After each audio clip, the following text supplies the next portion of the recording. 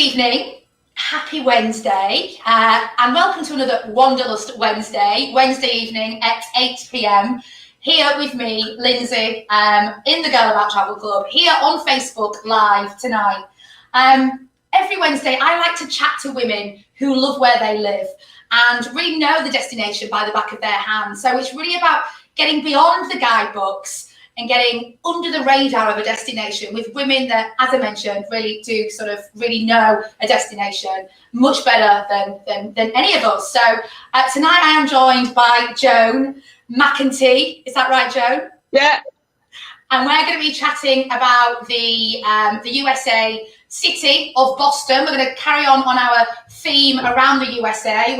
We're a month in now, and if you are a Travel Club member, then you'll know that we have got tons of content already in the Travel Club, and this will be added to it tonight. So if you're not watching live now, you can, of course, watch on replay in the Travel Club, which is free to join if you're not in there already. So, welcome, Joe. What time is it in Boston? It's 3 o'clock in the afternoon on a wet Wednesday. So you're what, 5 hours behind? You're on sort of New York time? Mm-hmm. New York, brilliant. Yeah. Well, it's great to have you live in Boston. I've never actually been to Boston, so I'm really quite excited to hear about what it is that you can do there, and what's not to miss. So I mean, we've introduced you already, but just tell us a bit about where you live and what you do for a job. Sure. So I'm a private tour guide in the city of Boston. And so my typical day would be picking someone up to groups of about 6 who are all traveling together, pick them up at their hotel, find out a little bit about what brought them to Boston, what the group's interested in, and then sort of check out the kind of main things that are of interest. So like every city, there's certain things that you have to see. And then the nice thing about Boston is it's one of the oldest cities in the country. And so there's a huge historic aspect to it, but it's also one of the cities that has the most population of students because we've got so many colleges around here. So it's also quite a young, newer parts of the city as well. So there's that nice combination. So we find out what people are here for, what brought them here, and then just give them the sights and the neighborhoods and the culture, really give them a flavor for that of the city.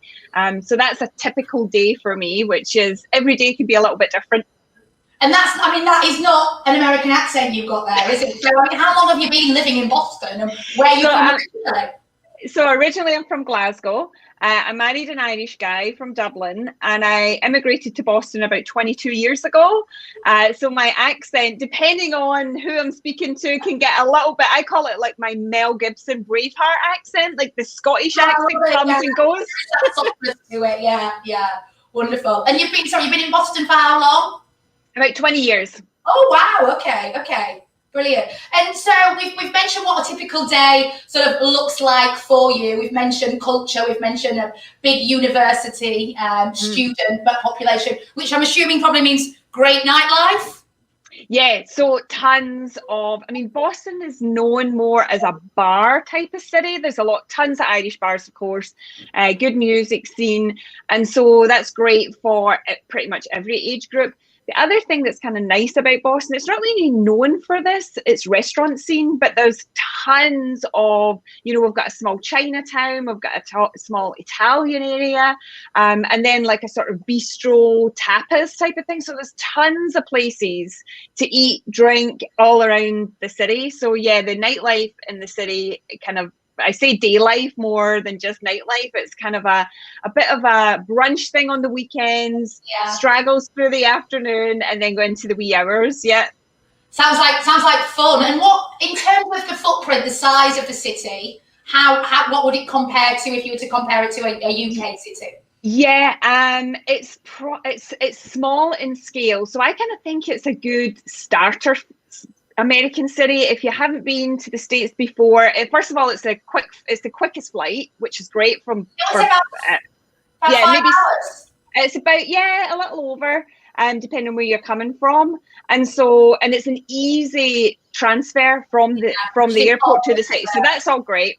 And then it's quite a lot of the architecture is quite similar in style to Britain. So people kind of feel it's a very easy city to get acclimated to. It's busy, but it's not as intense as New York. And it's got everything that you want just in a smaller scale. But the size of it is very walkable. I mean, we've got a beautiful kind of harbour area. We've got a beautiful parks that are right downtown. So it's smaller in scale than what people might be used to for an American city. But that, I think, adds to its charm almost, you know?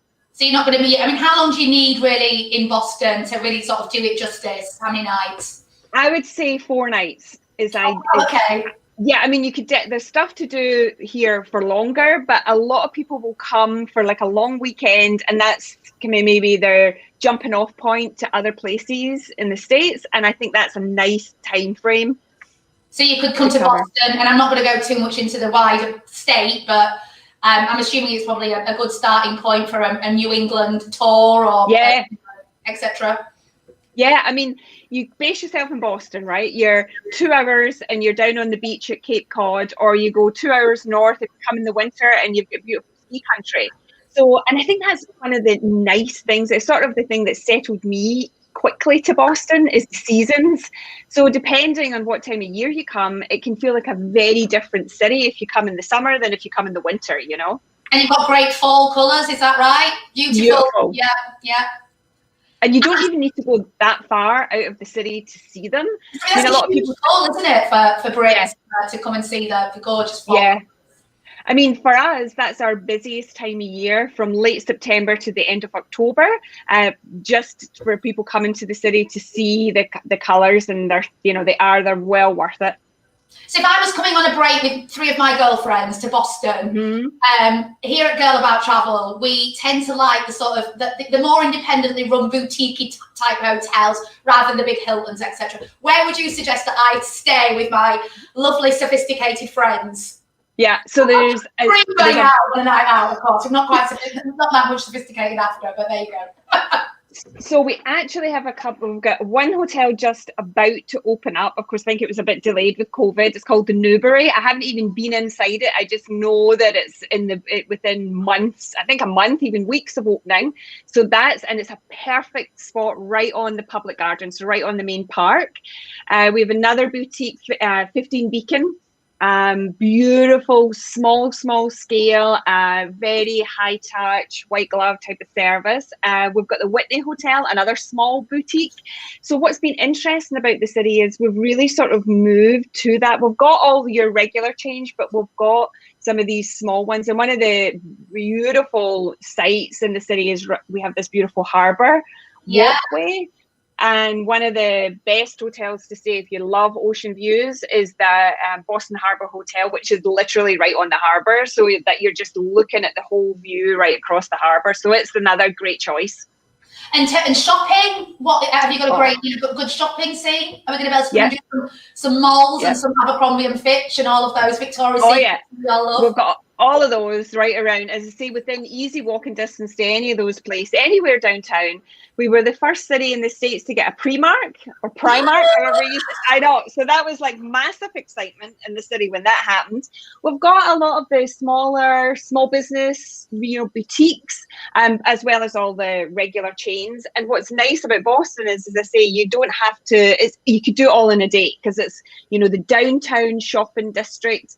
And then we've got we have a couple of malls, but not big giant malls in the city. They're much more out in the open and you can stroll around, and there's some on Newbury Street, a lot of high-end shopping, some nice little outdoor bars and cafes, so you can do the whole shop a little, have a little wine, those days that just sort of drag on. That sounds beautiful. It sounds perfect. Absolutely. And if you were showing your best friend around the city who hadn't been before, where would you absolutely take her? So I think the Harbour Walk. So it's a good few miles, and it just hugs the harbour right the way along, and there's nice bars and restaurants you can stop along there. So that would definitely be something. Maybe even getting out onto the water. We have great whale watches. We do harbour cruises, and regardless of whether you're a sports fan or not, the Boston Red Sox play in the city of Boston.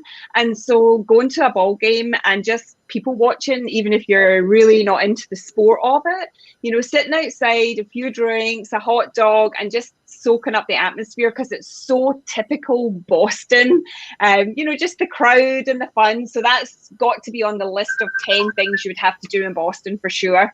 I was going to, someone's ringing me on my, sorry, just give me a minute. Sorry about that, folks. Always good, isn't it, when somebody rings you when you're halfway on a live, and now I can't find the screen you had. There we go. Sorry about that. So families, tell me about what there's to do if I've got a 10 and a 6-year-old. What shouldn't we miss if we're there as a family trip? Yeah, so the aquarium right downtown. So doing a whale watching and the visit to the aquarium would definitely take up one day. Because Boston is such a historic city, and of course we've heard of the Boston Tea Party that happened, which was kind of one of the events that led up to the American War of Independence. So we have a great little museum that tells that story. We've got a children's museum for younger kids. We've got a science museum, and then the city does great duck tours. So they sort of take you around the main sites, and then you get a little visit to the Charles River, and you see the nice skyline. So kids kind of like to do that as well as just going around all the regular sites and kind of seeing the city. You know, there's kind of in a normal year we would have street entertainers right down at our Faneuil Hall area, and kids just hang about kind of, you know, looking to see what's going on. So there's tons of stuff to do for kids. And is it I'm assuming it's quite a sort of, you know, friendly set. What's the sort of, you know, what's it like in terms of children going to restaurants, and is it Yeah, oh, no problem getting it. Kids, I mean, they maybe wouldn't be there late at night, you know, but even into so many of the bars do really good pub food. And so you'll even see kids there, even when the music starts, maybe around 8 o'clock at night. They might kind of leave maybe around 9 or 10. But oh yeah, they see kids kind of hanging around and just being part of the whole thing for sure. Is it quite a strong Irish filter? I don't know if it's just because you're married to an Irishman or what, but I'm feeling like I'm sort of conjuring up a bit of a mini Dublin here. Yes, so there is a big Irish and a big Italian community in Boston. Yeah, so they've got the Irish bar scene, and in the North End, which is the Italian area, there's like 100 Italian restaurants there. So, and they're right kind of next to each other. So there's always a pint to be had or a bowl of pasta to be got. Brilliant, that sounds fabulous. And just touching back on the Red Sox, you mentioned about being able to go to a game. I've never been to is it baseball? Yeah. Baseball. I've never been to any sort of sporting event in the US. Can you just rock up, or do you need to book a ticket? How does it work? Yeah, so if you can plan it ahead, you're better off getting the tickets ahead. There, you know, you'll probably get them face value. If you just kind of wait until you're in town, you could go to the ground and you will probably get a ticket.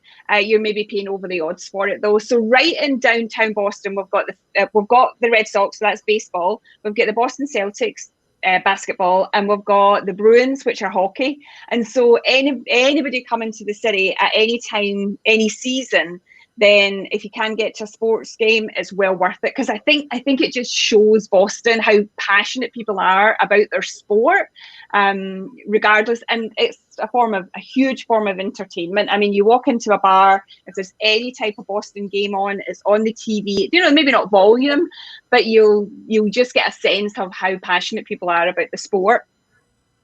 Brilliant. And lastly, your favourite secret hidden gems? Where we have maybe a couple of names of restaurants or somewhere where we absolutely need to tick off our list that maybe, you know, you wouldn't normally know about, or you wouldn't read about. Yeah, so the Harbour Walk that I already mentioned, it's a bit lesser known, but just gives you great views of the city. A little museum that we have in the city that is, I recommend it to people regularly, and it doesn't seem to hit the list of things to do. It's called the Gibson House Museum, and it gives you a bit of a view into Victorian era Boston. So that's a nice little place to go. Restaurants, I would probably, if I was only in for like one night, I would be in the North End. I'd be having a cocktail in Brico at the bar, and then I'd sit and have some pasta. That would be my ideal evening. That sounds perfect. And cost-wise, sort of, what are you looking at? Is it like New York prices, or is it a bit cheaper, or? Not really. No. It is. I mean, and you've got the tip culture here, which is a little bit different from Britain as well. So it does kind of roll up to being pretty much Manhattan prices. Yeah. Okay. And just going back, just quickly, just going to touch on your Trailblazer touring business quickly. I mean, if I'm out with my family, is there a specific tour that you do that you think we should absolutely go on? Is it private tours? Is it group tours? Yeah, so it's private tours, so it would just be your family. And I think what's nice about when we do short, we do a 2-hour tour or a full day tour, so we kind of customize it to what everybody's into. But it just is, if you've got such a short period of time in the city, it literally will cover what you need to know about the city in a short period of time. So it's driving tours that we do mostly, although we do walking tours along Boston's Freedom Trail. But for the most part, we do driving tours, and it just gives everybody this great sense of the sights of the city, and then the different cultures within even the neighborhoods of the city. So yeah, that would definitely be the one to take. Well, that's great tips, Joan. And I think you're right, aren't you? If you're doing a fly drive, certainly you've got like a day, you land, and then you've got to go off. It's a really great way to really get under the skin, isn't it, of anywhere when you do a tour with a great tour guide. Thank you so much. That was fabulous. That was great. And if you are watching play, and you've got any questions, so we can put you in contact with Joan, and I'm sure she'll answer them. But in the meantime, thank you. That was awesome. Thank you. I'm really excited. Thank you, guys. We'll see you again next Wednesday for some more Wanderlust Wednesday, Real Women from the USA. Good evening.